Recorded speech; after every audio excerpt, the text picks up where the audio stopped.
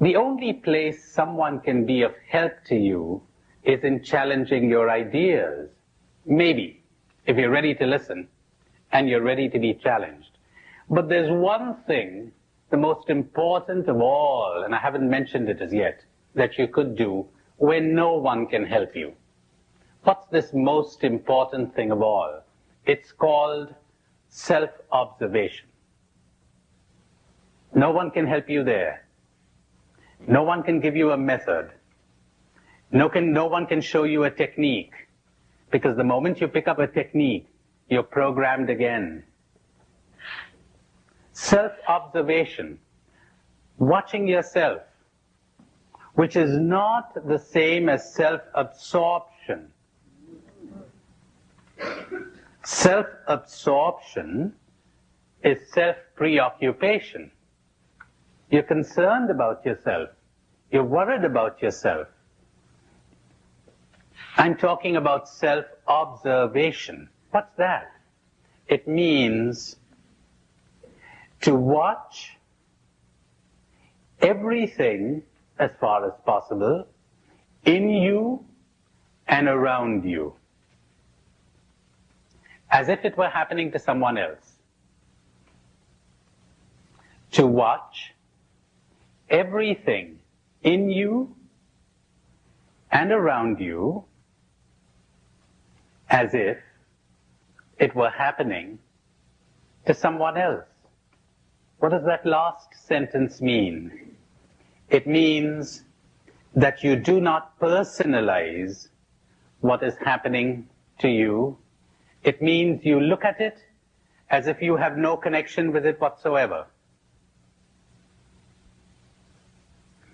The reason you suffer from your depressions and your anxieties is that you identify with them.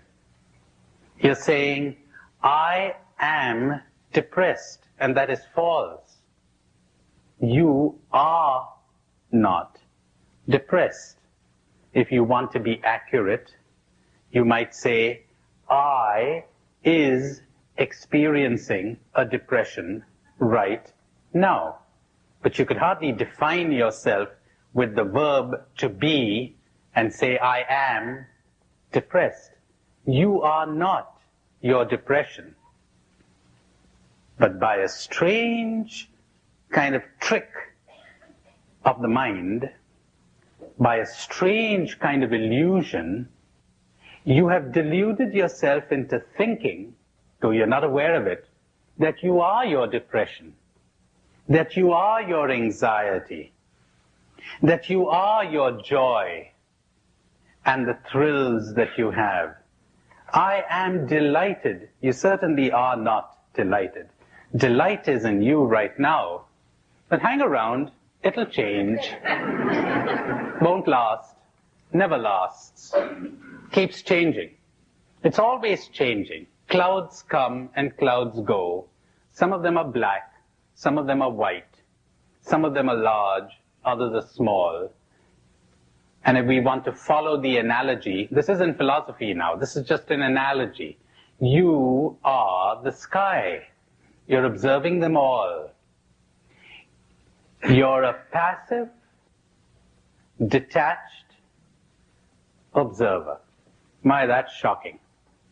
Particularly in the Western culture. This is shocking. Passive? You're not interfering. Don't interfere. Don't fix anything. Watch. Observe. The trouble with people is they're busy fixing things they don't even understand. We're always fixing things, aren't we?